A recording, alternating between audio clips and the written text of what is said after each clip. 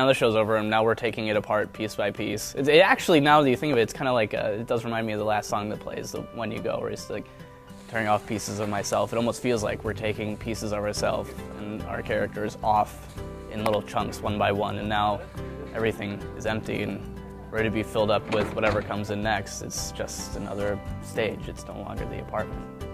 It's always hard, but for this show, as an emotional show for all of us, as it is, it's going to be particularly rough. It's weird. Like after every show, it's always weird to just like kind of take the set away because it kind of becomes your home. Like as cheesy as that sounds, but it's where you spend all your time. But I know that plays can't last forever, and so we have to give the stage and theater back to people eventually.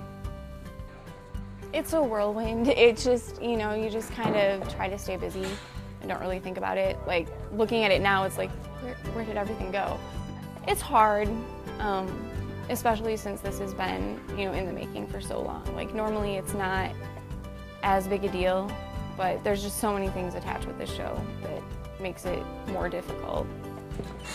It was a great show to work with. I enjoyed working with everybody, cast and crew alike. We all got, you know, down and dirty on our hands and knees working on everything. We all, you know, spent countless nights here till like 11 o'clock. So really great crew. I really like working with all of them. And seeing as this might be my last show here at Richland, it's kind of a great show to end on, like a last hurrah before I have to leave and not probably work with any of these people for a while, or if ever anymore. One of the things that's great about JP, and you know, I wish I had a million like him, is he's willing to do whatever it takes. He's not going to hold out for the glamorous job. He knows that there's a lot of work to do, and not all of it's fun, and not all of it's interesting, and he will schlep the lights and build the set, and for this show, stencil the turtles, because the job has to get done, and that's what's going to make him successful.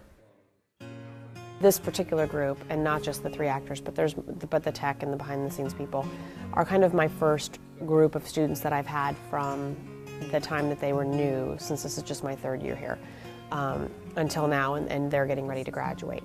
And they are extraordinary in that they are incredibly dedicated, and they're very, very talented. And it's been wonderful to see them kind of come out of their shells.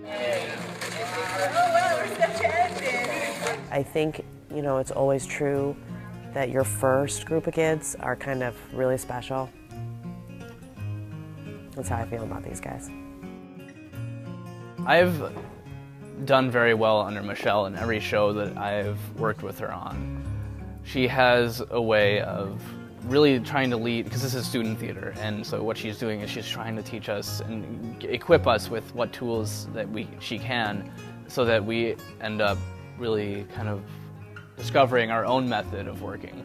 Either be it technical, where she lets us make our own lighting mistakes and then fix them, or acting, where she will let us struggle for a bit before not really telling us exactly what to do, but asking us questions, and it's really a road to self-discovery.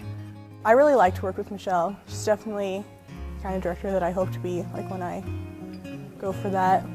And she's not like too hard, but she still like knows what she wants, and it's not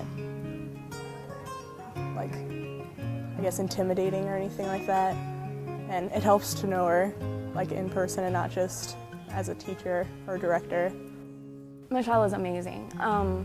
There's been so many times where, you know, you just feel like, I can't do this anymore. And Michelle's like, yeah, you can, you know, and she'll sit down with you if you're having problems with a monologue, or if you're having problems, where is this coming from? You know, she'll take as much time as you need to explain it to you and to give you, you know, tips and tricks and just major pieces of direction. Like, there's a scene where Livy has a panic attack, and it's like, you know, if you've never gone through that before, it's like, how do you get to that point where you can make it even remotely believable? And, you know, she spent a good hour and a half explaining, you know, this is what you can do. You can do it one of two ways. She just has so much knowledge that she's willing to share. And then to top that all off, I mean, it's her vision. This is her show.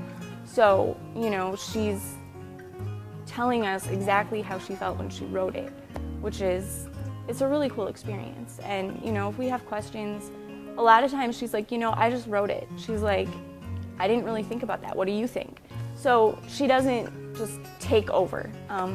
She really lets you bring yourself to it as well. It's a really cool balance that she brings to it. Michelle's definitely been my guiding light in everything. I mean, she's been more than a teacher to me. She's been my mentor when I came in looking just to be a criminal justice major, and now I'm like aspiring to be like a top lighting designer. So she's really the reason why I'm doing all of this, because she saw some potential and then molded it through and then let me out and do my own thing. So she's been quite amazing for me and all of us, really.